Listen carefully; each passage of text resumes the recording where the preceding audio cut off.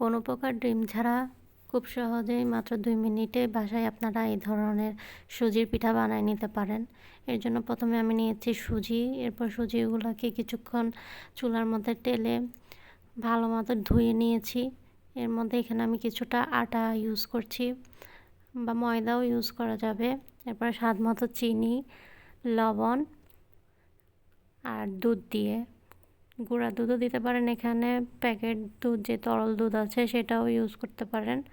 এটা দিয়ে আমি সুন্দর মতো হালকা কুসুম গরম পানি দিয়ে একটা ব্যাটার তৈরি করে নিব।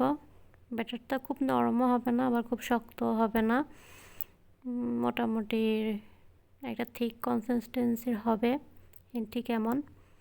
এরপর এটা আমি 10 মিনিটের জন্য রেস্টে রেখে দিব। এবার চুলায় তেল গরম করে এখানে ছোট ছোট বল শেপ করে হাতের সাহায্যে ছোট ছোট করে লিচি কেটে কেটে বল শেপ করে দেব। একটু ব্রাউন কালার হলে আমি এটাকে উল্টায় পাল্টায় নিয়ে নিব।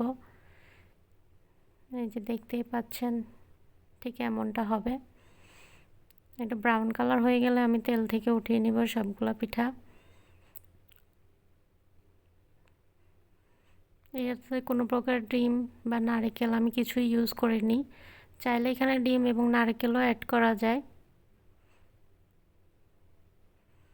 এই যে আমি একে একে আমার সবগুলো পিঠা তৈরি করে নিলাম। হয়ে গেল আমার মজাদার সুস্বাদু খুব কম সময়ে সুজির পিঠা। আপনারাও চাইলে এভাবে ঘরে অল্প সময় থাকলে বা ডিম নারকেল না থাকলে ঘরে বসে এইভাবে সুজির পিঠা বানিয়ে নিতে পারেন। এটা কিন্তু খেতেও অনেক টেস্টি।